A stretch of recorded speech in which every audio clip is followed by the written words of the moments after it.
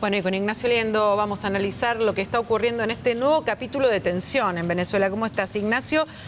Parecía que después del viernes algo iba a poder cambiar, pero me parece que estamos en una situación mucho más difícil y mucho más debilitado Guaidó, ¿se puede decir? ¿Cómo te va, Silvia? Buenas tardes. ¿Cómo estás? Sí, la verdad que la presión es muy fuerte sobre Venezuela. El plan que tiene Estados Unidos es que se produzca un cambio de régimen, que el gobierno constitucional de Nicolás Maduro finalmente caiga y poder darle el gobierno a Guaidó, que es su quinta columna dentro de Venezuela.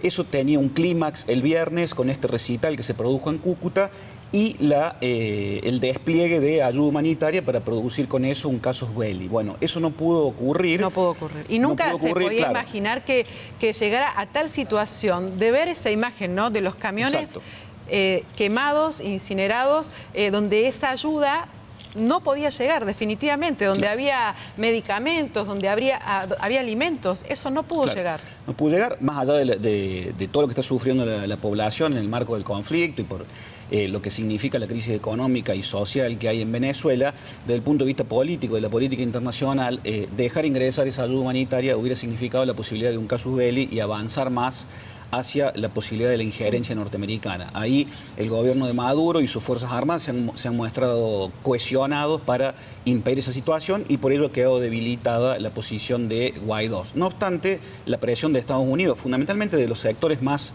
radicales del gobierno norteamericano que buscan un cambio de régimen, por ejemplo, no solamente el presidente, sino el vicepresidente, el secretario de Estado, el secretario de Defensa y el especialista para la región, Elliot Abrams, están diciendo con mucha fuerza que el régimen tiene que caer, lo cual está teniendo serias dificultades porque, claro, ¿cómo se va a producir esa caída o cómo se produciría y de qué manera? Es muy costosa una injerencia, es muy costosa una intervención militar y sobre todo si los aliados estuvieran dispuestos a participar, los aliados norteamericanos de la región, por ejemplo Colombia, la élite colombiana está dispuesta a pagar ese precio, la élite brasilera.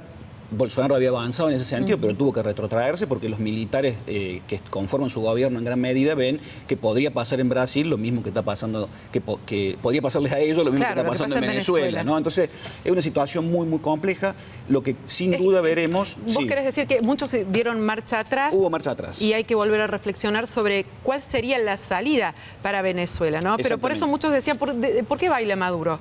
En medio de una situación tan tensa, tan extrema, ¿por qué se ponía a bailar? Bueno, aparentemente en esta batalla, en esta parte de la guerra que están teniendo, entre comillas, esta batalla la estaría ganando en parte Maduro, ¿no? En parte, en esta parte, tácticamente sí. En esta parte del conflicto. Claro, fíjate que hubo muchísimas declaraciones, por ejemplo, de Felipe González, el exmandatario español, que tuvo un fuerte involucramiento en Venezuela durante todos estos últimos años, tomando distancia de la posición del propio primer ministro español, la propia Unión Europea ha tomado distancia, y también dentro del marco del Grupo de Lima, por ejemplo, que el Grupo de Lima es en el marco de la OEA, el grupo de países directamente aliados de Estados Unidos y que buscan el cambio de régimen, al igual que Estados Unidos. Por ejemplo, Perú puso un impas diciendo, bueno, a ver, busquemos una salida pacífica que no implique una injerencia, que es la que están proponiendo los halcones del Pentágono y del Departamento de Estado y del Imperio Norteamericano, ¿no? Creo que ahí está la clave,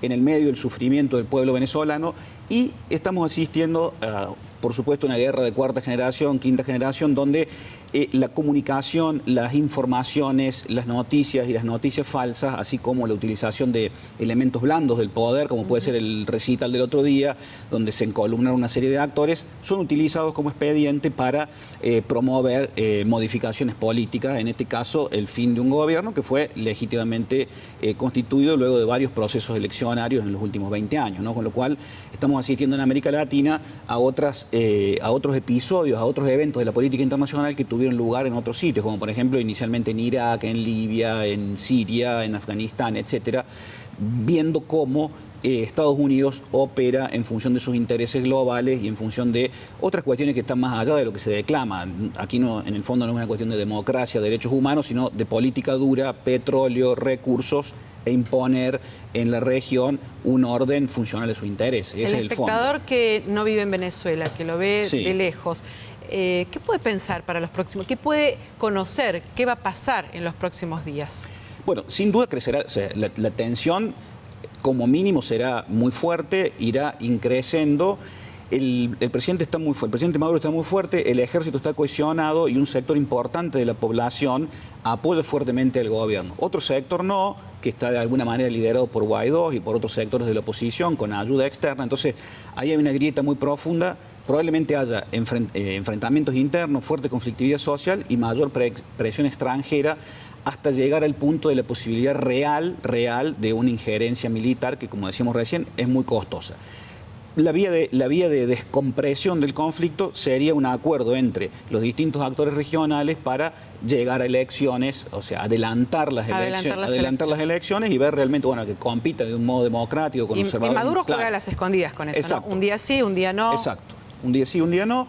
Ellos saben muy bien que de esa forma compran tiempo y a medida que el tiempo pasa y ellos ven que se fortalecen, el enemigo, en este caso interno, se va desvaneciendo y se va desgastando. Y llegaría el término formal de las elecciones y ahí podría haber una derrota real de Guaidó, como ya hubo en otros casos con Capriles y otros referentes, ¿no es cierto? Con lo cual, seguiremos viendo la tensión, hay que estar muy atentos porque es el nuevo formato de relacionamiento que tiene lamentablemente Estados Unidos con la región después de que se fue retirando de otros escenarios a nivel internacional, ¿no? Ignacio, muchísimas gracias. Gracias a ustedes.